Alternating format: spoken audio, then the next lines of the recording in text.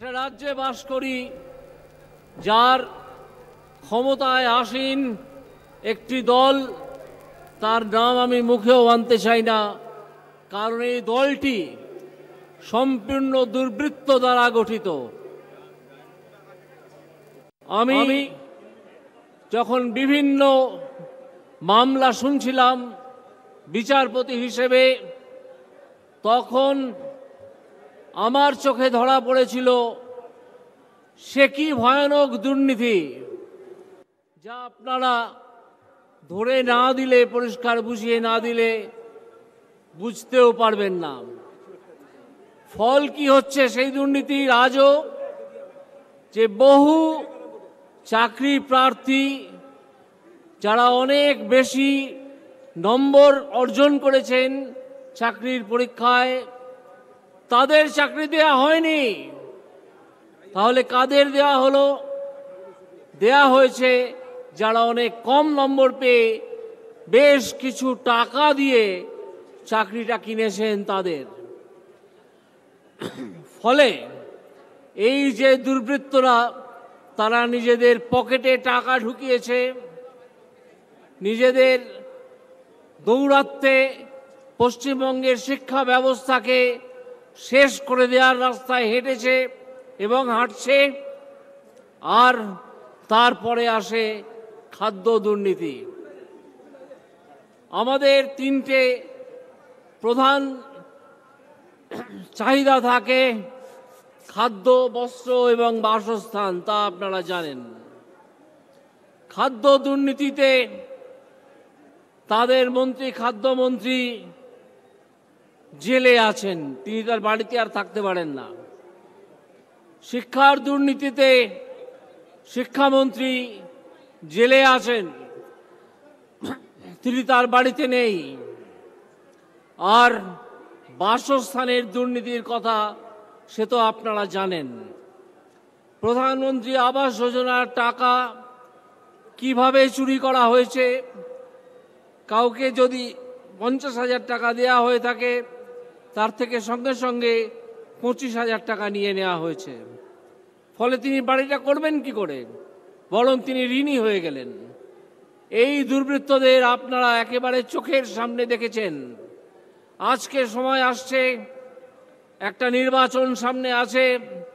এই নির্বাচনে সেই দুষ্কৃতী দলকে একটা শিক্ষা দিতে হবে।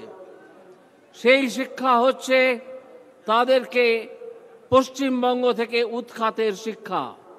পশ্চিমবঙ্গের ক্ষমতায় আসীন এই দুর্বৃত্ত দলটিকে বুঝিয়ে দিতে হবে যে তোমাদের মেয়াদ শেষ হয়ে গেছে। তোমরা যে পরিমাণ কাজ, যে পরিমাণ জালিয়াতি তোমরা বিভিন্ন বিষয়ে করেছো, খাদ্যে করেছো, বাসস্থানে করেছো, শিক্ষায় করেছো, তার মূল্য তোমাদের চোকাতেই হবে।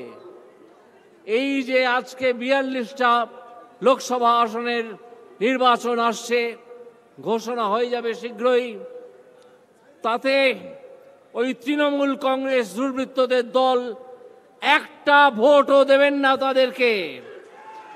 তৃণমূলকে আজকে আপনারা এখানে শপথ নিয়ে যান যে তৃণমূলকে একটা ভোটও নয়, আমাদেরকে 42টা আসনই দখল করতে হবে, যাতে তৃণমূল পশ্চিমবঙ্গ থেকে মুছে যায়। আমরা বিভিন্নভাবে, বিভিন্ন সূত্রে, সংবাদপত্রে খবর পাচ্ছি যে এই তৃণমূল দলটি আস্তে আস্তে ভেতর থেকে ভাঙতে শুরু করেছে। তাদের বহু কর্মী এবং নেতা দল ছেড়ে চলে যাচ্ছেন। তাদের পক্ষে আর সেই দলে থাকা সম্ভব হচ্ছে না, কারণ সিবিআই এবং ইডি সেই দুর্বৃত্ত দলের নেতাদের ধাওয়া করেছে। সেই দুর্বৃত্ত দলের নেতাদের সঙ্গে আর কেউ থাকতে চান না। এমনকি দু একজন যদি ভালো নেতা থেকে থাকেন, তিনিও বেরিয়ে যাচ্ছেন দল থেকে। এই দলটির সঙ্গে থাকা যায় না বলে।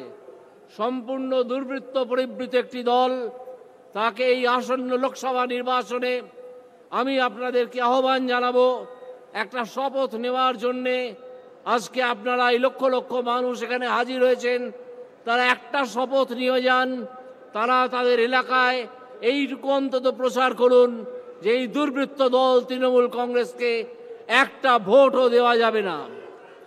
তারা নারী নির্যাতন করেন, সন্দেশখালীর ঘটনা আপনারা জানেন, শিক্ষা দুর্নীতি, খাদ্য দুর্নীতি, বাসস্থান দুর্নীতির কথা আমি তো বললাম।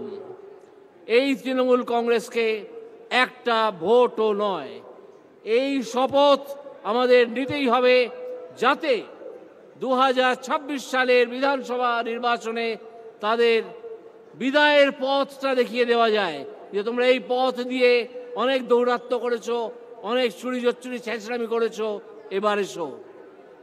তাই সেই জন্যে এই লোকসভা নির্বাচন থেকেই তার উদ্যোগ নিতে হবে।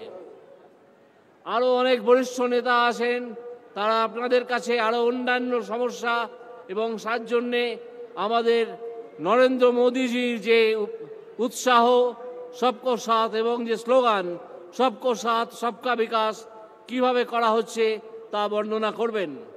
আমি আমার এই সংক্ষিপ্ত বক্তৃতায় বক্তব্যে আপনাদেরকে সেই শপথ নেওয়ার কথাই অনুরোধ করব যে নো ভোট টু তৃণমূল, তৃণমূলকে একটা ভোটও নয়।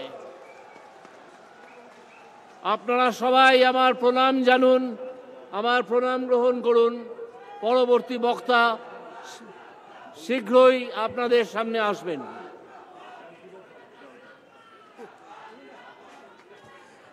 জয়